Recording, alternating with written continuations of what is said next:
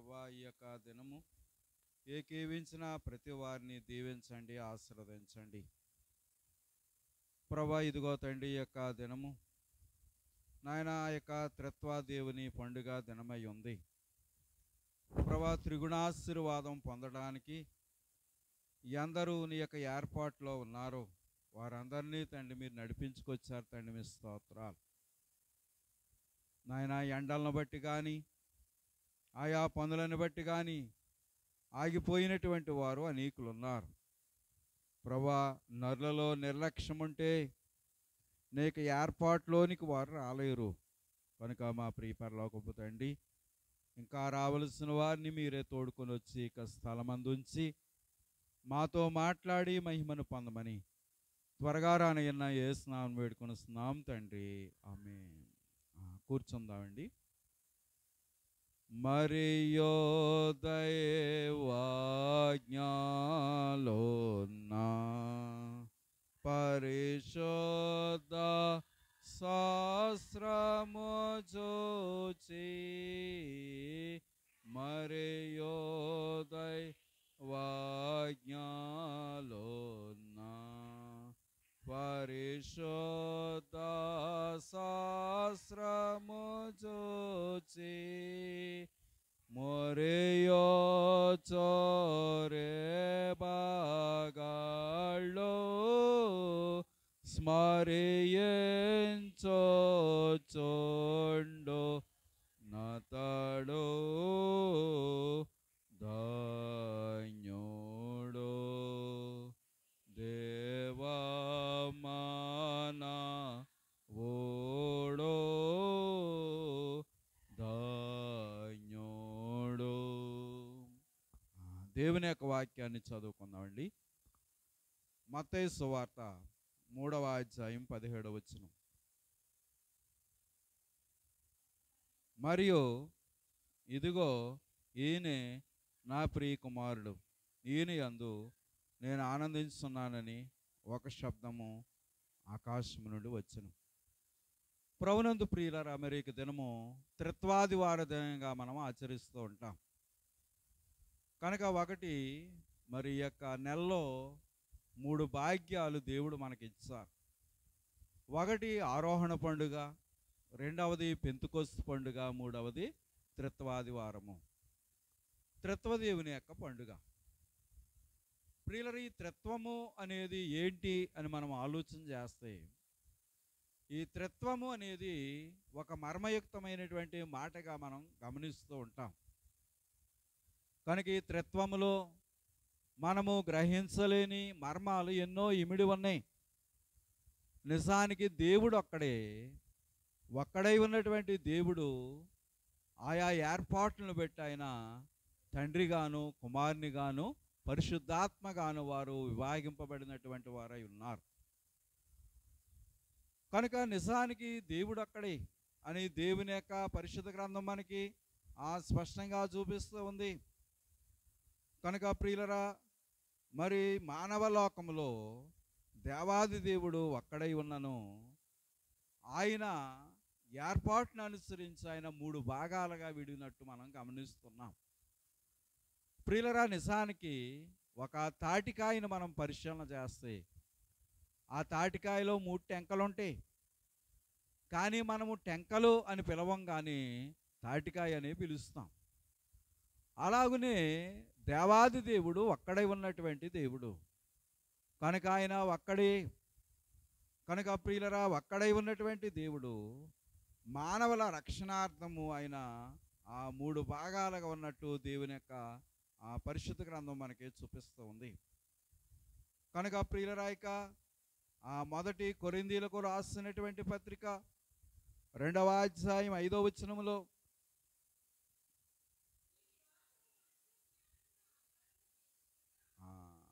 మొదటి తిమోతి చూడండి. మొదటి తిమోతికి రాసిన పత్రిక 2వ అధ్యాయం 5వ వచనం. దేవుడు ఒక్కడే, దేవునికిని నరులకును మధ్యవర్తియు ఒక్కడే, ఆయన క్రీస్తు యేసు నరుడు. కనుక ఈ యొక్క పౌలు తిమోతికి రాసినటువంటి పత్రిక ఒక మర్మాన్ని చూపిస్తూ దేవుడు ఒక్కడే అని చెప్పేసి మనకి పరిచయం చేస్తూ ఉన్నారు. కనుక దేవుడు ఒక్కడే. అయితే ఒక్కడై ఉన్నటువంటి దేవుడు మానవ రక్షణార్థమైన ముగ్గురుగా విడిపోయారు. అయితే ఇక్కడ ముగ్గురు దేవుళ్ళు అని మనం అనుకోకూడదు, కానీ ఒక్కడే అని చెప్పేసి మనం ఏర్పాటు చేసుకోవాలి. అయితే తండ్రి అయిన దేవునికిచ్చే ఏర్పాటు తండ్రికి, కుమారుడైన క్రీస్తు ప్రభుకి ఇచ్చే ఏర్పాటు కుమారునికి, ఆత్మ తండ్రికి ఇచ్చే స్థానము ఆత్మ తండ్రికి మనం ఇవ్వవలసిన వారమై ఉన్నాం. దైవజనులు దేవదాసయ్య గారు మనకి తెలుగు క్రైస్తవ కీర్తన పుస్తకంలో ఇంచుమించు 117 కీర్తనలు రాస్తారు. పల్లవులు అని చెప్పేసి 7 పల్లవులు, అంటే ఆ యొక్క చరణాలు 1, 2 చరణాలు కలిగినటువంటివి ఒక 7 ఉంటాయి. అయితే ఇంచుమించు ఆ యొక్క 117 కీర్తనలు కూడా మనం పరిశీలన చేస్తే ఇంచుమించు 20 కీర్తనల్లో దైవజనులు తండ్రిని, కుమారుని, పరిశుద్ధాత్మను కూడా జ్ఞాపకం చేసుకుంటూ ఆయన రాస్తారు. కనుక ప్రియులరా, తండ్రి, కుమార, పరిశుద్ధాత్మ జనములన్నీయో ఆత్మస్థానము దినక్రమమున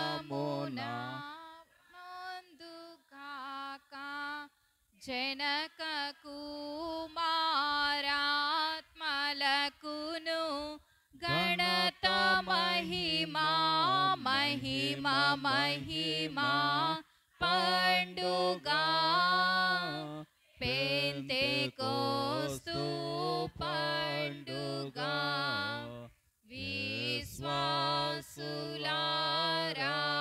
పండుగా వేళ గొప్ప పండుగా. కనుక ప్రియులరా, దైవజనులు రాసినటువంటి పాటల్లో ఇంచుమించు ఒక 20 పాటలు కానీ మనం చూసుకుంటే వాటిలో జనక, కుమార, ఆత్మ అంటే ముగ్గురు యొక్క తలంపును కూడా దైవజనులు తలంచి రాసినటువంటి వారై ఉన్నారు. సర్వసాధారణంగా చాలామంది రాసిన పాటలు మనం గమనిస్తూ ఉంటాం. కనుక ప్రియులరా, వారి వారి ఉద్దేశాలను అనుసరించి వారికి ఉన్నటువంటి ఏర్పాట్లను బట్టి వారు పాటలు రాస్తారు. కానీ దైవజనులు రాసినటువంటి పాటల్లో ఉన్న ప్రత్యేకత, త్రిత్వాన్ని తలంచుకుంటూ దైవజనులు కొన్ని పాటల్లో మనకి చక్కగా తెలియజేస్తారు. కనుక ప్రియులు, ఈ యొక్క త్రిత్వ దేవుని యొక్క ఏర్పాటు అనేది చాలా ఉన్నతమైంది. లేక త్రిత్వ దేవునికి ఉన్నటువంటి ఏర్పాటు ఒక ఘనమైనటువంటి స్థితిగా పరిశుద్ధ గ్రంథం మనకి చూపిస్తూ ఉంది. కనుక త్రిత్వ దేవుడు మానవులమైనటువంటి మనకి కాలంలో బట్టి, సమయాలను బట్టి అనేకమైన సహాయాలు మనకు అందించిన వారై ఉన్నారు. సర్వసాధారణంగా దేవుడు అనే మాటలో త్రిత్వం అనేది ఇమిడి ఉంది. కనుక పరిశుద్ధ గ్రంథమైనటువంటి బైబిల్ గ్రంథాన్ని కానీ మనం పరిశీలన చేస్తే ఆ యొక్క ఆదికాండము 1వ అధ్యాయంలో ఆ యొక్క 1వ వచనం మొదలుకొని చివరి వచనం వరకు కూడా మనం చదువుకున్నప్పుడు ఒకే ఒక మాట మనకు కనపడుతుంది, ఏంటంటే దేవుడు. కనుక ప్రియులరా, దేవుడు దేవుడనే మాటనే మనం ఆ యొక్క ఆదికాండం 1వ అధ్యాయంలో చూడగలుగుతాం. యెహోవా అనే మాట ఎక్కడా కూడా మనకు కనబడదు. అయితే ఆ యొక్క 1వ అధ్యాయాన్ని ముగించి 2వ అధ్యాయము 4వ వచనం దగ్గరకు వచ్చేటప్పటికి అంటున్నారు దేవుడైన యెహోవా. కనుక ప్రియులరా, సర్వసాధారణంగా లోకములో ఉన్న ఏ మతస్థులైనా, ఏ శాఖకి, ఏ మిషన్కి, లేక ఏ మతానికి సంబంధించినటువంటి వారైనా ఆ యొక్క బైబిల్ గ్రంథాన్ని తెరిచి ఆ యొక్క ఆదికాండం 1వ అధ్యాయాన్ని చూసినప్పుడు వారికి అనుగుణ్యమైనటువంటి పేరు, అనుకూలమైనటువంటి పేరు కనబడుతుంది. ఏంటా పేరంటే దేవుడు. ప్రియులరా, దేవుడనే మాటని లోకములో ఉన్న లేక ప్రపంచంలో ఉన్న ఏ మతస్థులైనా కానీ సంబోధిస్తూ ఉంటారు. కనుక దేవుడనే మాట ఎవరికి అభ్యంతరం కలిగించే మాట కాదు. దేవుడనే మాట ఎవరికి కూడా ఆటంకాన్ని కలిగించే మాట కాదు. ప్రియులరా, ఇక మొదటి అధ్యాయం అంతా కూడా సృష్టి యొక్క క్రమము మనకు కనబడుతూ ఉంది. ప్రియులరా, సృష్టి యొక్క ఏర్పాటంట ఆ యొక్క మొదటి అధ్యాయంలో మనం గమనిస్తూ ఉంటాం. కనుక ఈ యొక్క రెండవ అధ్యాయంలోనికి మనం ప్రవేశించిన తర్వాత ఆ దేవుడు ఎవరంటే ఆయన యెహోవా. ఇంచుమించు పాత నిబంధన గ్రంథం అంతా కూడా మనకి యేసుక్రీస్తు అనే పేరు ఎక్కడా కూడా కనబడదు. యెహోవా అనే పేరే మనకు కనబడుతూ ఉంటుంది. ఆత్మ అనే పేరు పాత నిబంధనలో మనం చూస్తుంటాం, కానీ యేసుక్రీస్తు అనే పేరు మనకు కనబడదు.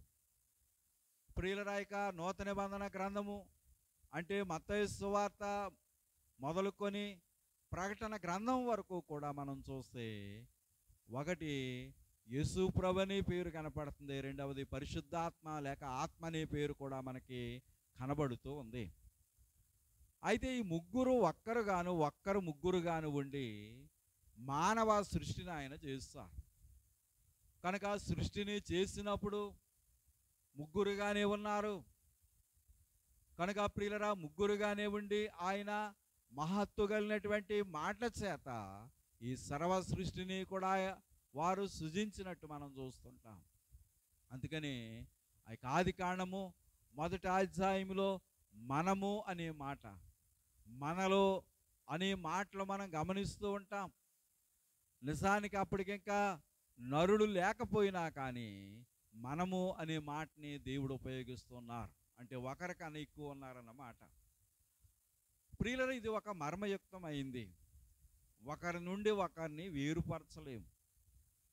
నిజానికి మనం ప్రతిదినం కూడా గ్యాస్ స్టవ్ వెలిగిస్తూ ఉంటాం.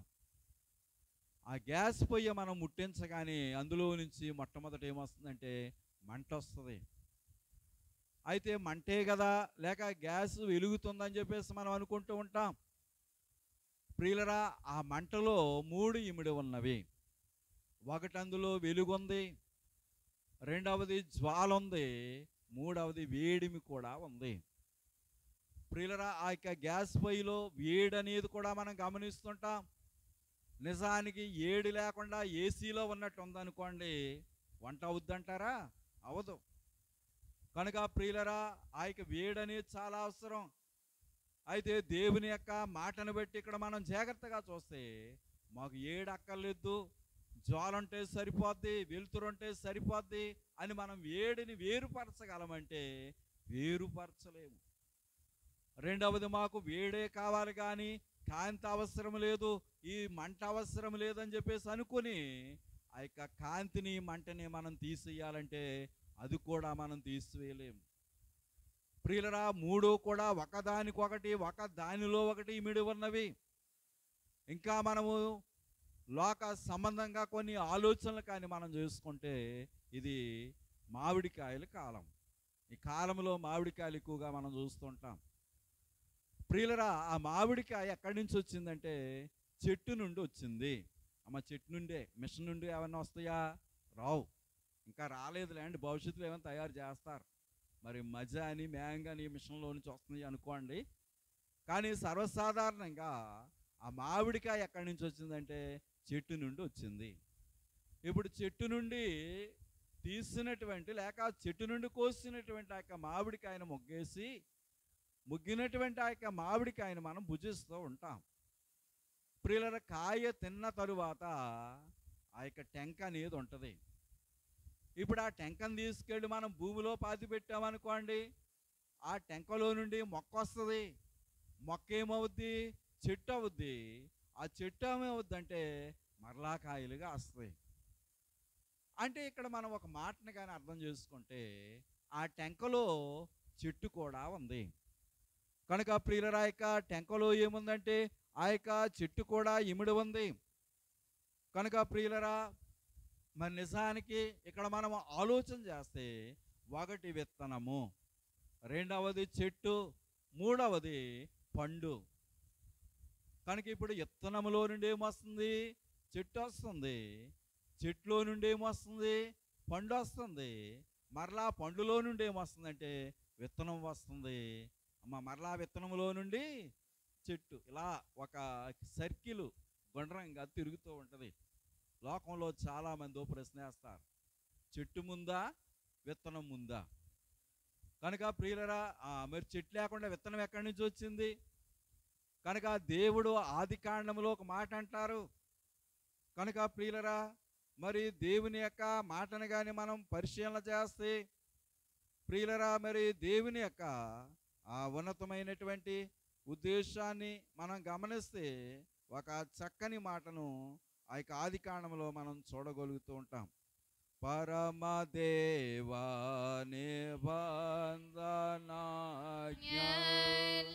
భక్తితో కైకొను జనులకు నిరతమును కృపా నిలచియుండును. యెహోవా నీతి తరములా పిల్లలకు నుండును. ఆ కారణముచే దేవ సంస్తుతి చేయవే మనసా. ఆది కాండం 1:29. దేవుడు ఇదిగో భూమి మీదనున్న విత్తనములిచ్చు ప్రతి చెట్టును, విత్తనములిచ్చు వృక్షఫలము గల ప్రతి వృక్షమును మీకు ఇచ్చి ఉన్నాను, అవి మీకు ఆహారమగును. కనుక దేవుడు మానవుల కొరకు ఇచ్చింది విత్తనములిచ్చు ప్రతి చెట్టు. అంటే ఇప్పుడు ఈ చెట్టు అంట ఏమి ఇవ్వాలి? విత్తనం ఇవ్వాలి. కనుక బైబిల్ ప్రకారం మనం ఆలోచన చేస్తే విత్తనం ముందా చెట్టు ముందా అంటే చెట్టే ముందు. ఇప్పుడు చెట్టులో నుండి అటు ఏమొచ్చింది?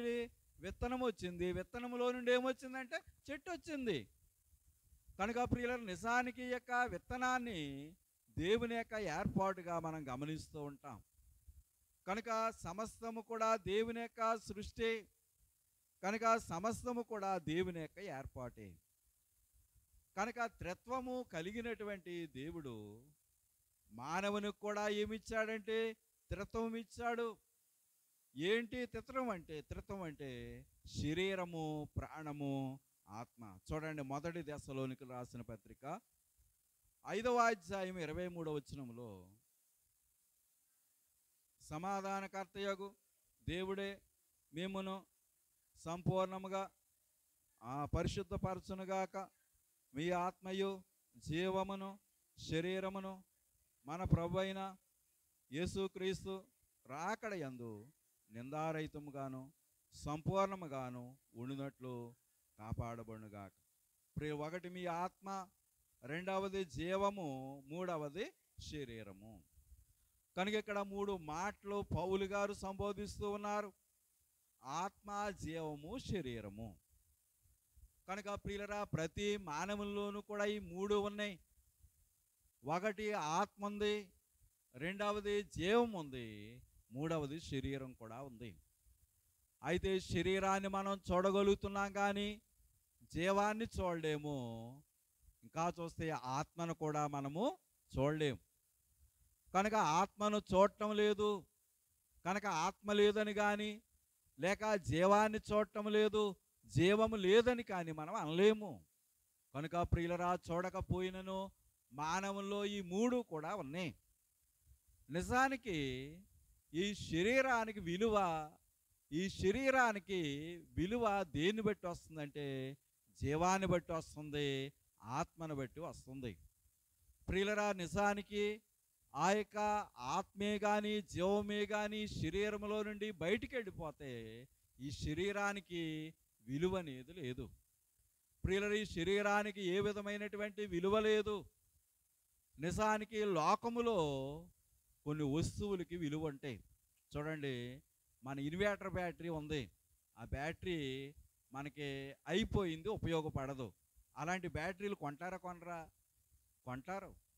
ప్రియులరా, పాత సైకిల్ కొనేవారు ఉన్నారు, పాత ఫ్యాన్లు కొనేవారు ఉన్నారు. అంటే ఒక వస్తువు పాత అయిపోయినప్పుడు ఇది ఇంకా మనకి ఉపయోగపడదు, మనకి పనికిరాదు అనుకున్నప్పుడు కూడా దానిని కొనేవారు ఉన్నారు. అంటే దానికి ఏముందంటే విలువ ఉంది. అంతేగాని చనిపోయిన శరీరాలు కొంటాం అని ఎవరన్నా వస్తారండి? ఎవరు రారు. ప్రియులు ఎందుకు రారు? దీనికి విలువ లేదు గనక. కనుక ఇది ఎవరికి అక్కర్లేదు. కనుక ప్రియులరా, నిజానికి మనలో జీవం ఉన్నంత కాలము, మనలో ప్రాణం ఉన్నంత కాలము ఈ శరీరానికి ఉపయోగం ఉంది, విలువ ఉంది. కానీ ఈ రెండూ కూడా బయటికి వెళ్ళిపోతాయి. ఈ శరీరం ఎందుకు పనికిరాదు. కనుక ఇది కావాలనేవారు కానీ, ఇది కొనేవారు కానీ లోకంలో ఎవరూ లేరు. కానీ ఈ యొక్క శరీరంలో దేవుడు ఆ త్రిత్వాన్ని అమర్చినట్టు దేవుని యొక్క పరిశుద్ధ గ్రంథం మనకి చూపిస్తూ ఉంది. కనుక ప్రియులరా, మరి దేవుడు త్రిత్వం అయి ఉన్నాడు. కనుక ఆయన చేసే ఆ యొక్క పనులన్నీ కూడా ఒకదాని వెంట ఒకటి, ఒకదాని తరువాత ఒకటి దేవుని యొక్క పరిశుద్ధ గ్రంథంలో మనం గమనిస్తూ ఉన్నాం. కనుక త్రిత్వ దేవుడు, త్రిత్వనామము. కనుక చూడండి, ఆ యొక్క మత్తయి సువార్త 28వ అధ్యాయం 19వ వచనములో, కాబట్టి మీరు వెళ్ళి సమస్త జనులను శిష్యులనుగా చేయుడి, తండ్రి యొక్కయు కుమారుని యొక్కయు పరిశుద్ధాత్మ యొక్కయు నామములోనికి వారికి బాప్తిసమిచ్చు. ప్రియులరా, ఇక్కడ తండ్రి యొక్కయు కుమారుని యొక్కయు పరిశుద్ధాత్మ యొక్కయు. కనుక త్రిత్వ నామమున బాప్తిస్మము. కనుక ప్రియులట, ఇక్కడ బాప్తిసం ఇచ్చేటప్పుడట ముగ్గురు పేర్ల యొక్క ప్రస్తావన అనేది దేవుని యొక్క పరిశుద్ధ గ్రంథం మనకి చూపిస్తూ ఉంది. కేవలము తండ్రి కాదు, కుమారుడే కాదు, కానీ పరిశుద్ధాత్మ. ఒక్కండే దేవుడు, ఒక్కండే దేవుడు,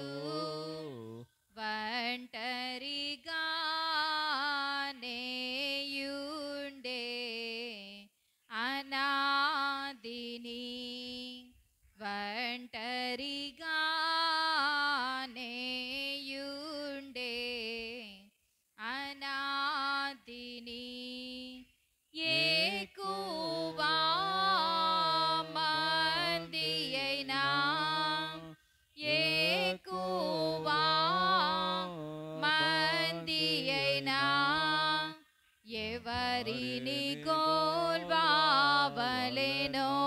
తెలియదు ఆందోళం.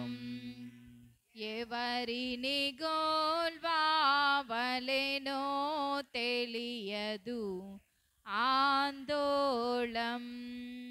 కనుక ప్రియులరా, మనము ఆరాధన ప్రారంభించేటప్పుడు కూడా తండ్రి యొక్కయో కుమారుని యొక్కయో పరిశుద్ధాత్మ యొక్కయో అని ప్రారంభం అనేది చేస్తాం. అంటే ప్రతి కార్యానికి కూడా తండ్రి అవసరం ఉంది, కుమారుని యొక్క అవసరం ఉంది, పరిశుద్ధాత్మ యొక్క అవసరత కూడా ఉంది. అలాగని చెప్పేసి కేవలం నేను తండ్రికే ప్రార్థన చేస్తాను, కుమారునికి చెయ్యను అని అనకూడదు. రెండవది, నేను కుమారునికే చేస్తాను, పరిశుద్ధాత్మకు కానీ తండ్రితో కానీ నాకు అవసరం లేదని అనకూడదు. కనుక ప్రియులరా, మరి కడవరి కాలంలో మనల్ని నడిపించేది ఆత్మే కనుక నేను ఆత్మకే ప్రార్థన చేస్తానని అనకూడదు. కానీ ముగ్గురు, తండ్రి, కుమార, పరిశుద్ధాత్మ. కనుక ప్రియులరా, దేవునిలో ఇది ఒక మర్మయుక్తమైనటువంటి ఏర్పాటుగా దేవుని యొక్క పరిశుద్ధ గ్రంథం మనకి చూపిస్తూ ఉంది. కనుక ఎవరికైనా కానీ మనం త్రిత్వాన్ని గురించి పూర్తిగా చెప్పలేము. త్రిత్వాన్ని గురించి మనం పూర్తిగా మన జ్ఞానానికి అందదు. మరి ఆ యొక్క మార్టిన్ లూథరు అనే ఒక వ్యక్తి ఉన్నారండి. ఆయనకు ఒక స్నేహితుడు ఉన్నారు, ఆయన పేరు మిలాంగ్టన్. ప్రియులరా, ఆయన ఒక మాట అన్నారట, త్రిత్వాన్ని గురించి నాకు సంపూర్తిగా తెలియదు, ఎంత నేర్చుకుందామన్నా త్రిత్వాన్ని గురించి నాకు బోధపడటం లేదు. నేను రేపు పరలోకం వెళ్ళిన తర్వాత ప్రభువుని నేను అడిగి నేర్చుకుంటాను అన్నారట. ప్రియులరా, నిజానికి ఒక మామిడి టెంకను తీసుకొని ఈ టెంకలో చెట్టు ఉంది, పండు ఉంది అంటే ఎవరైనా పిచ్చోళ్ళు అని అనుకుంటారు. అమ్మా, ఒక టెంకను తీసుకొని ఎవరికైనా చూపించి ఇందులో చెట్టు ఉంది, ఇందులో పండు ఉంది అన్నాం అనుకోండి, ఎవరైనా ఒప్పుకుంటారా? ఒప్పుకోరు. ఓరు పిచ్చోడా ఊటే కదరా అంటారు. కానీ ప్రియులారా అదే టెంకను తీసుకెళ్ళి భూమిలో పాతి పెట్టినప్పుడు అందులో నుంచి మొక్క వచ్చి అది కొన్ని దినాలకి చెట్టుగాను, తర్వాత మనం చూస్తే అందులో నుంచి కాయలు పళ్ళు ఇవన్నీ వస్తాయి. కానీ ఈ చెట్టు మొట్టమొదట ఎక్కడ ఉంది అంటే టెంకలో ఉంది. అది మర్మం మనం గ్రహించలేము. అలాగనే ప్రియులరా త్రిత్వం కూడా ఒక మర్మమై ఉంది. అలాగే మనం చదువుకున్నటువంటి ఆ యొక్క మత్తయి సువార్త 3వ అధ్యాయంలో కూడా మనం గమనిస్తే తండ్రి అయినటువంటి దేవుని యొక్క స్వరం వినబడుతుంది. ఏమనంటే, ఇదిగో ఈయన నా ప్రియ కుమారుడు, ఈయన యందు నేను ఆనందిస్తూ ఉన్నాను. కనుక ప్రియులరా స్వరం ఎవరిది? తండ్రిది. తండ్రి స్వరం ఏమని వినబడుతుందంటే, ఇదిగో ఈయన నా ప్రియ కుమారుడు, ఈయన యందు నేను ఆనందిస్తూ ఉన్నాను. ప్రియులరా కుమారుడేమో ఆ యొక్క స్థలంలో ఉన్నారు. అయితే దేవుని యొక్క ఆత్మట పావురాకారం కలిగి ఆయన మీదకి దిగొచ్చింది. తండ్రికి నీ కుమారునికి నీ పరిశుద్ధాత్మకును జయము. తండ్రికి నీ కుమారునికి నీ పరిశుద్ధాత్మకును జయము. ఇహ పరములాయందు ఇహ పరములాయందు శాశ్వత కాలము జయము. సర్వాలోక ప్రభువునకు సంపూర్ణ జయము. కనుక ప్రియులరా తండ్రికి జయము, కుమారునికి జయము, పరిశుద్ధాత్మ కూడా జయమే. కనుక క్రైస్తవ జీవితానికి తండ్రి అనేది ఒక ప్రాముఖ్యమైనటువంటి మాటగా మనకు కనబడుతూ ఉంది. కనుక క్రైస్తవులమై ఉన్నటువంటి మనం ఎక్కువగా ఉపయోగించే మాట ఏంటంటే తండ్రి. మనం ప్రార్థన అంతా ముగింపు అయిన తర్వాత ఒక ప్రార్థన చేస్తాం, పరలోకమందున్న మా తండ్రి. ప్రియులరా మరి ఇక్కడ చదువుకున్న వారు కొంతమంది ఉన్నారు. చదువుకున్న వారు చదువుకునే సమయంలో ప్రతిజ్ఞ చేసేవాళ్ళమండి. ఏంటా ప్రతిజ్ఞ? భారతదేశము నా మాతృభూమి, భారతీయులందరూ నా సహోదరు. భారతదేశం అట ఏ భూమి? మాతృభూమి. అంటే మాతృభూమి అంటే తండ్రి భూమా తల్లి భూమా?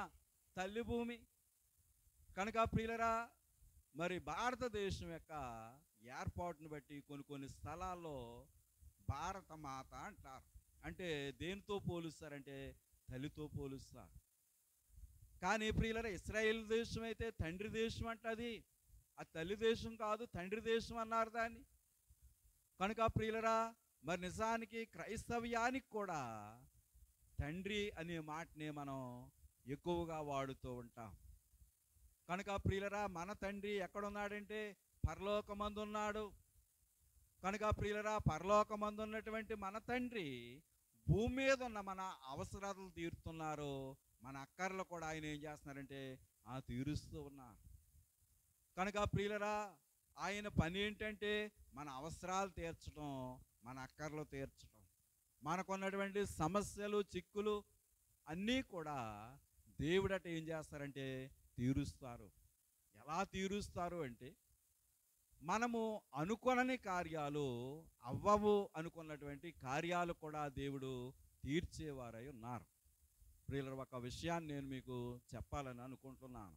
మరి రామవరంలో ఒకరు ఒక విషయంలో వారికి రాదు అనుకున్నది వారికి వచ్చేసింది. వారు ఇంకా బాప్తీసం తీసుకోలేదు, కానీ మరి ఆ యొక్క అక్టోబర్ నెలలో మాకు ఉపవాసాలు ఉన్నప్పుడు తీసుకుంటామని చెప్పేసి వారు మాట ఇచ్చారు.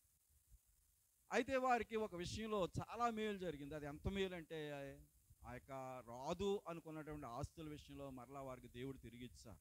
అంటే వారికి దేవుని మీద ఏముందంటే ఒక నమ్మకం ఉంది.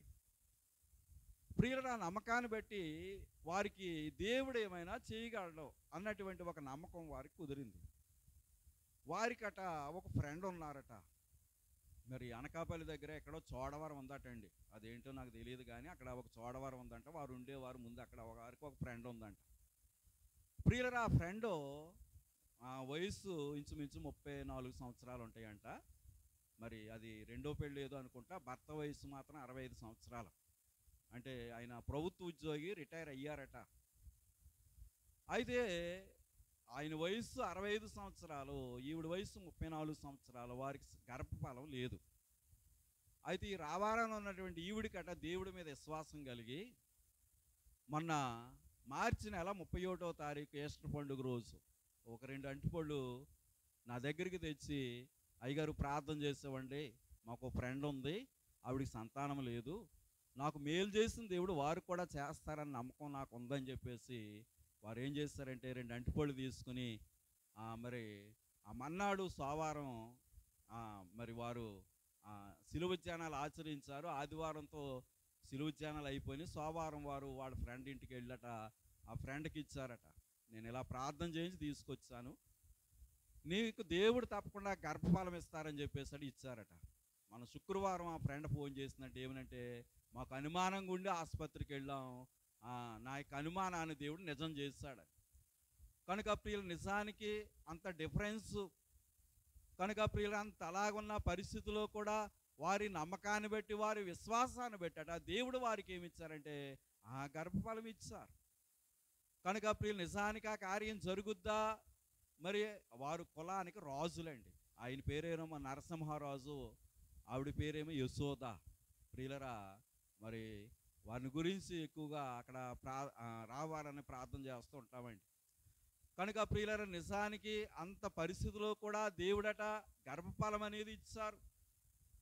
కనుక ప్రియులరా, నిజమే, జరగవు అని అనుకున్న కార్యాలు కూడా దేవుని మీద విశ్వాసం ఉంచినప్పుడు ఆ దేవుడు జరిగిస్తూ ఉంటారు.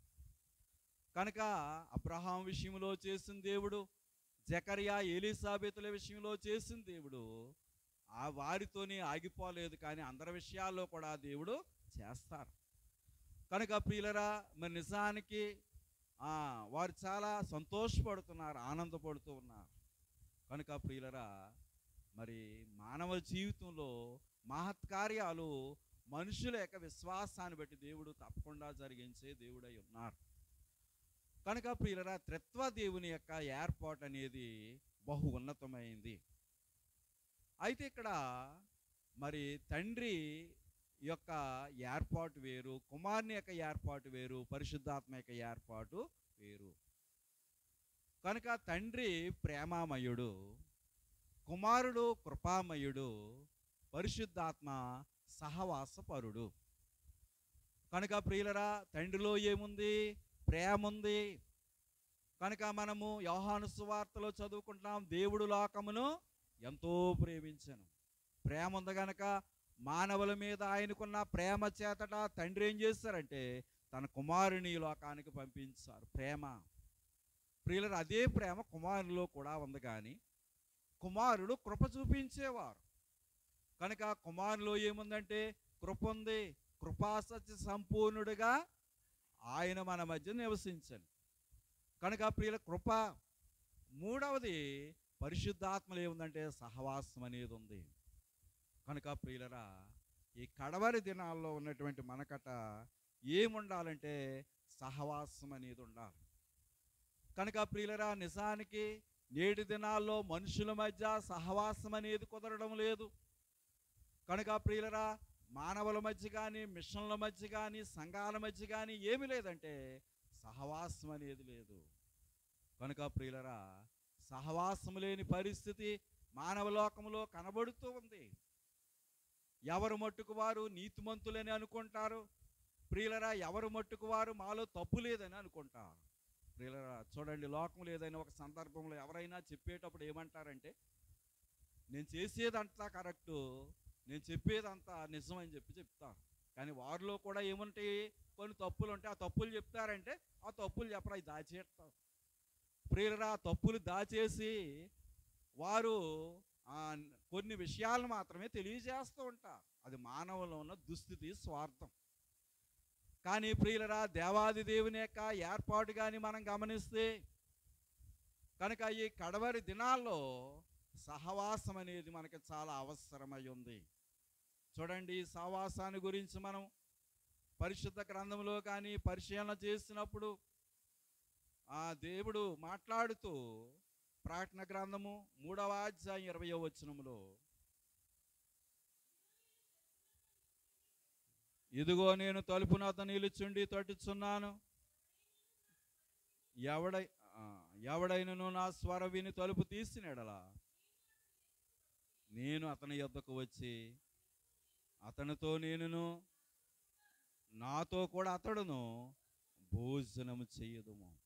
కనుక ప్రియులరా, భోజనం చేయడం కనుక ఎవడైనను నా స్వరం విని తలుపు తీసిన యెడల, కనుక ప్రియుల దేవుడట తడుతూ ఉన్నారట. కనుక తడుతూ ఉన్నటువంటి ఆ యొక్క పరిస్థితులట ఆయన స్వరం విని ఇప్పుడు సహవాసం చెయ్యాలి. మనిషి స్వరము వినలేకపోతున్నాడో సహవాసం కూడా చేయలేకపోతున్నాడు. కనుక ప్రియుల మనుషుల మధ్య సహవాసం కుదిరితే దేవుని మధ్య కూడా మనకి ఏం కుదురుతుందంటే సహవాసం కుదురుతుంది. ఈ లోకంలో ఉన్నటువంటి మనము ఎదుటివారి తప్పుల్ని ఎంచి చూపిస్తాం, కానీ మన తప్పుల్ని మనం తెలుసుకోలేము. ప్రియులరా, ఎదుటివారి తప్పులు మనకు కనబడతాయి. అందుకని ప్రభు అన్నారు, నీ కంటిలో దూలం ఉంది, ఎదుటివారి కంటిలో నలుస్తుంది. అమ్మ, దూలం పెద్ద నలుసు పెద్ద? దూలమే పెద్దది. దూలాన్నేమో మన కంటిలో పెట్టుకుంటున్నాం, పెద్దదైనటువంటి దూలం మన కంటిలో పెట్టుకుని ఎదుటివారి కంటిలో ఉన్న నలుసినట్టు మనం చూస్తున్నామట. చిన్నదైన ఆ నలుసు మనకు కనబడుతుంది, కానీ మన కంటిలో ఉన్న దూలాన్ని మనం గుర్తించలేకపోతున్నాం. కనుక ప్రియులరా, మానవ జీవితం యొక్క పరిస్థితి అలాంటిది. కనుక ప్రియులరా, ఎలాగునూ ఉన్నా కానీ దేవుడు తన యొక్క ఇష్టాన్ని తన యొక్క చిత్తాన్ని నెరవేర్చేవారు. మానవ ఊహలు కానీ మానవ ఉద్దేశాలు కానీ నెరవేరవు. అందుకని సామెతల గ్రంథం అంటుంది, నరుని హృదయములో ఆలోచనలు అనేకములుగా పుట్టును, కానీ యెహోవా ఆలోచనే స్థిరము. కనుక స్థిరమై ఉన్నటువంటి ఆ యొక్క ఏర్పాటును మనం గ్రహించవలసినటువంటి వారమై ఉన్నాం. ఏది ఏమైనా కానీ ఈ త్రిత్వాన్ని మాత్రం మనం గ్రహించలేము. సామెతల గ్రంథంలో ఒక మాట ఉంటుంది, నా బుద్ధికి మించినవి 3 కలవు అని ఉంటుంది. కనుక ఆయన బుద్ధికట మించినవట అయ్యి. ప్రియులరా, ఆ 3 ఏంటంటే తండ్రి, కుమార, పరిశుద్ధాత్మే. కనుక ఆ 3ంటిని కూడా ఆ వ్యక్తి లేక ఆ గ్రంథాన్ని రాసినటువంటి ఆయన ఎలా గ్రహించలేకపోయాడో, అలాగునే లోకములో ఉన్నటువంటి ఆ త్రిత్వాన్ని కూడా మనము గ్రహించలేని పరిస్థితి. పరిశుద్ధ గ్రంథం చదవండి, సామెతలు. నా బుద్ధికి మించిన 3 కలవు, నేను గ్రహింపలేనివి 4 చాలు. ప్రియులరా, నా బుద్ధికి మించినవి 3 కలవు. ఈ 3 తండ్రి, కుమార, పరిశుద్ధాత్మ. కనుక వాటిని మనం గ్రహించలేము. గ్రహించలేనంత మాత్రాన మనము వాటిని నిరాకరించకూడదు. కనుక ఈ గ్రహింపు మనం కలిగి దేవుని యొక్క ఏర్పాటులో సాగే ధన్యత ఆత్మ తండ్రి మనకు అనుగ్రహించును గాక.